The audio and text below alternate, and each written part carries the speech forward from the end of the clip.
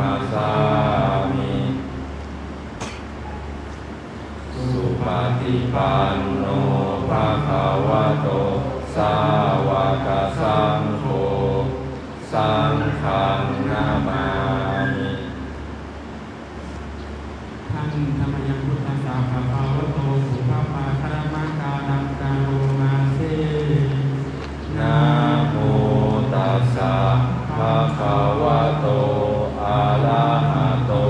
สัมมาสัมพุทธัสสะนะโม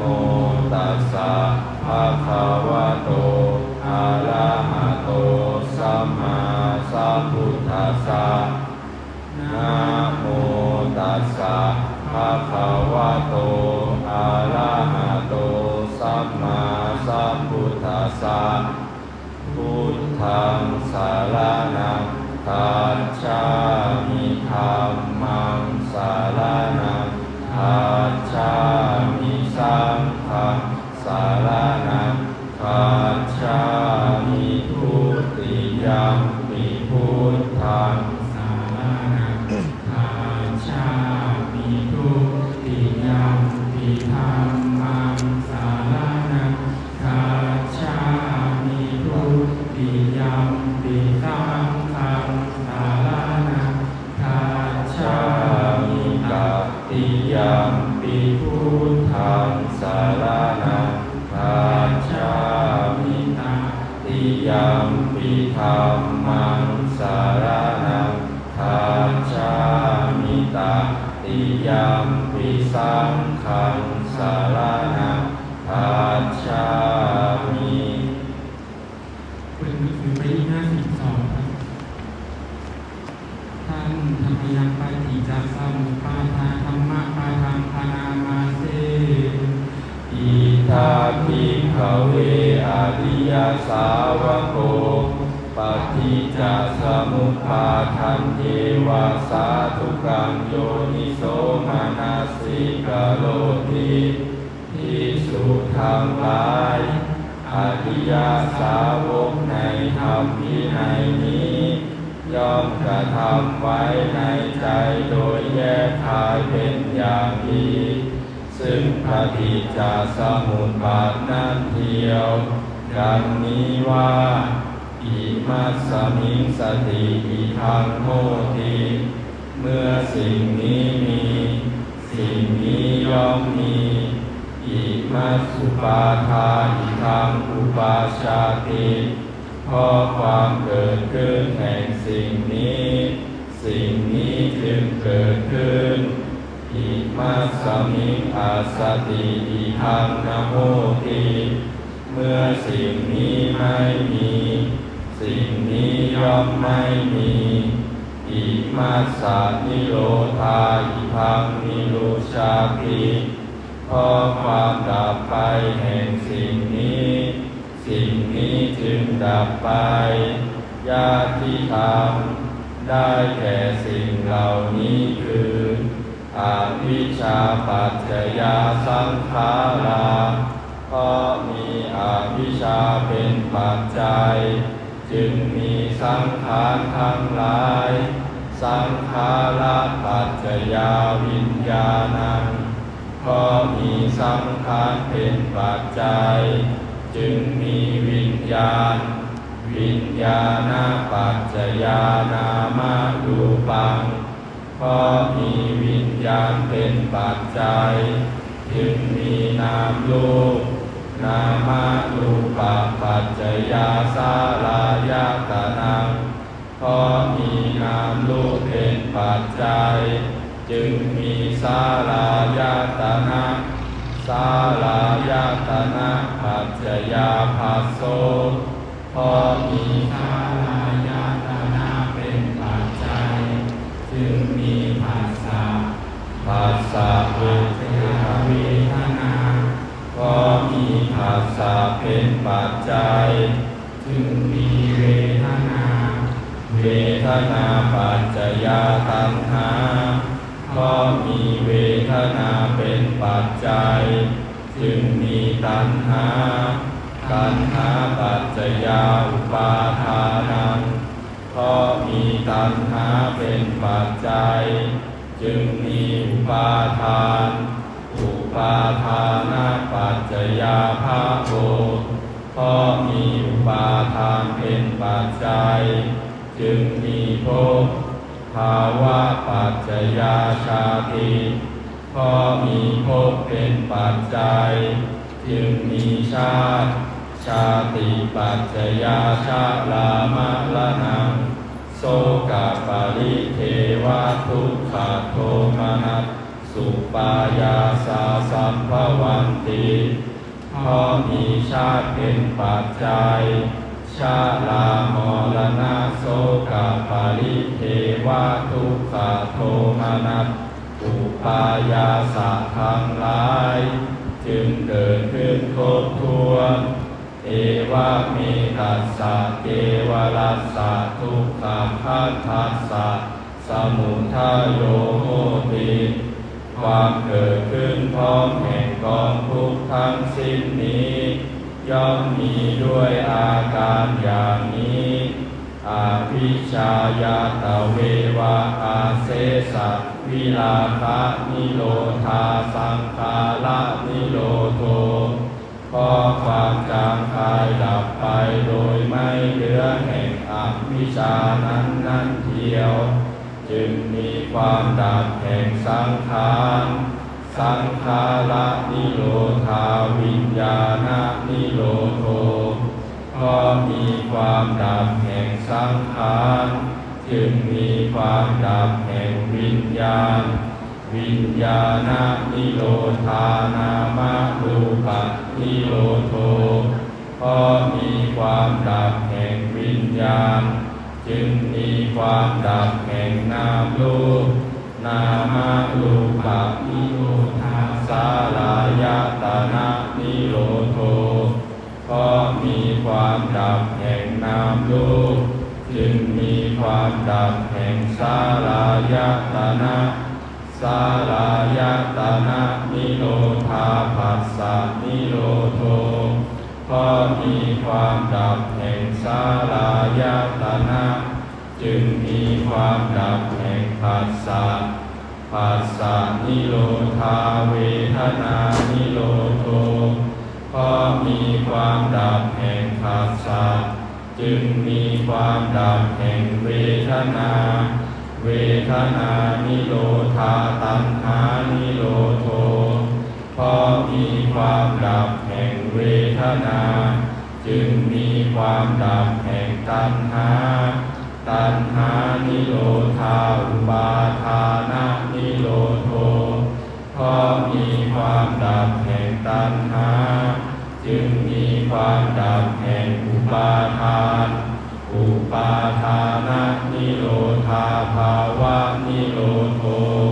เพราะมีความดับแห่งอุปาทานจึงมีความดับแห่งภพ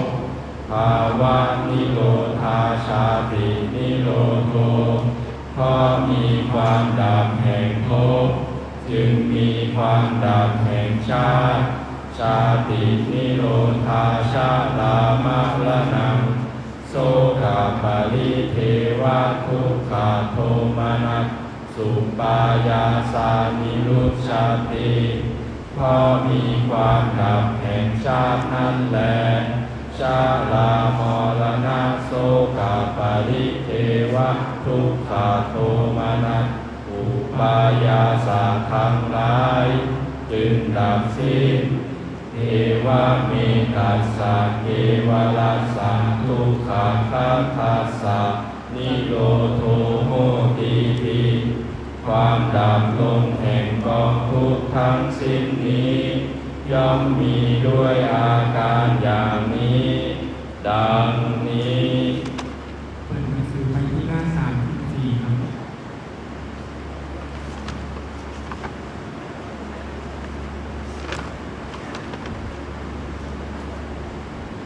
หน้าที่34ท่านธรรมยาขันนิยาทิกาข้ามังปาทังพนามาเสหนทางนี้แลเป็นหนทางอันประเสริฐซึ่ง ประกอบด้วยองค์8ประการได้แก่สิ่งเหล่านี้คือความเห็นชอบความดำริชอบการพูดจาชอบการทำการงานชอบการเลี้ยงชีวิตชอบความภาคเพียรชอบความระลึกชอบความตั้งใจมั่นชอบดูก่อนที่สู่ทางร้ายความเห็นชอบเป็นอย่างไรเล่าดูก่อนที่สู่ทางร้ายความรู้อันใดเป็นความรู้ในทุกข์เป็นความรู้ในเหตุให้เกิดทุกข์เป็นความรู้ในความดับแห่งทุกข์เป็นความรู้ในทางดำเนินให้ถึงความดับแห่งทุกข์ดูก่อนที่สู่ทางร้ายอันนี้เรากล่าวว่าความเห็นชอบดูก่อนที่สู่ทางร้ายความดำริชอบเป็นอย่างไรเล่าความดำริในการออกจากกามความดำริในการไม่มุ่งร้ายความดำริในการไม่เบียดเบียนดูก่อนที่สู่ทางร้ายอันนี้เรากล่าวว่าความดำริชอบดูก่อนที่สู่ทางร้ายการพูดจาชอบเป็นอย่างไรเล่าเจตนาเป็นเครื่องเว้นจากการพูดไม่จริงเจตนาเป็นเครื่องเว้นจากการพูดส่อเสียดเจตนาเป็นเครื่องเว้นจากการพูดหยาบเจตนาเป็นเครื่องเว้นจากการพูดเพ้อเจ้อดูก่อนที่สู่ทางร้ายอันนี้เรากล่าวว่าการพูดจาชอบดูก่อนที่สู่ทางร้ายการทำการงานชอบเป็นอย่างไรเล่าเจตนาเป็นเครื่องเว้นจากการฆ่าเจตนาเป็นเครื่องเว้นจากการถือเอาสิ่งของที่เจ้าของไม่ได้ให้แล้วเจตนาเป็นเครื่องเว้นจากการประพฤติผิดในกามทั้งหลายดูก่อนที่สู่ทางร้ายอันนี้เรากล่าวว่าการทำการงานชอบดูก่อนที่สู่ทางร้ายการเลี้ยงชีวิตชอบเป็นอย่างไรเล่าดูก่อนที่สู่ทางร้ายอริยสาวกในธรรมวินัยนี้ละการเลี้ยงชีวิตที่ผิดเสียย่อมสำเร็จความเป็นอยู่ด้วยการเลี้ยงชีวิตที่ชอบดูก่อนที่สู่ทางร้ายอันนี้เรากล่าวว่าการเลี้ยงชีวิตชอบดูก่อนที่สู่ทางร้ายความภาคเพียรชอบเป็นอย่างไรเล่าดูก่อนที่สู่ทางร้ายภิกษุในธรรมวินัยนี้ย่อมทำความพอใจให้เกิดขึ้นย่อมพยายามปราลบความเพียรประคองตั้งจิตไว้เพื่อจะยังอกุศลธรรมอันเป็นบาปที่ยังไม่เกิดไม่ให้เกิดขึ้นย่อมทำความพอใจให้เกิดขึ้นย่อมพยายามปราลบความเพียรประคองตั้งจิตไว้เพื่อจะละอกุศลธรรมอันเป็นบาปที่เกิดขึ้นแล้วย่อมทำความพอใจให้เกิดขึ้นย่อมพยายามปราลบความเพียรประคองตั้งจิตไว้เพื่อจะยังกุศลธรรมที่ยังไม่เกิดให้เกิดขึ้นย่อมทำความพอใจให้เกิดขึ้นย่อมพยายามปราลบความเพียรประคองตั้งจิตไว้เพื่อความตั้งอยู่ความไม่เลอะเลือนความงอกงามยิ่งขึ้นความไพบูรย์ ความเจริญ ความเต็มรอบแห่งกุศลธรรมที่เกิดขึ้นแล้ว ดูผิดที่สู่ทางร้าย อันนี้เรากล่าวว่า ความเพียรชอบ ดูก่อนที่สู่ทางร้าย ความระลึกชอบเป็นอย่างไรเล่า ดูก่อนที่สู่ทางร้ายที่สู่ในธรรมวินัยนี้ ย่อมเป็นผู้พิจารณาเห็นกายในกายอยู่เป็นประจำ มีความเพียรเครื่องเผากิเลส มีสัมปชัญญะ มีสติถอดความพอใจและความไม่พอใจในโลกออกเสียได้ ย่อมเป็นผู้พิจารณาเห็นเวทนาในเวทนาทั้งหลายอยู่เป็นประจำ มีความเพียรเครื่องเผากิเลส มีสัมปชัญญะ มีสติถอนความพอใจและความไม่พอใจในโลกออกเสียได้ ย่อมเป็นผู้พิจารณาเห็นจิตในจิตอยู่เป็นประจำ มีความเพียรเครื่องเผากิเลส มีสัมปชัญญะ มีสติถอนความพอใจและความไม่พอใจในโลกออกเสียได้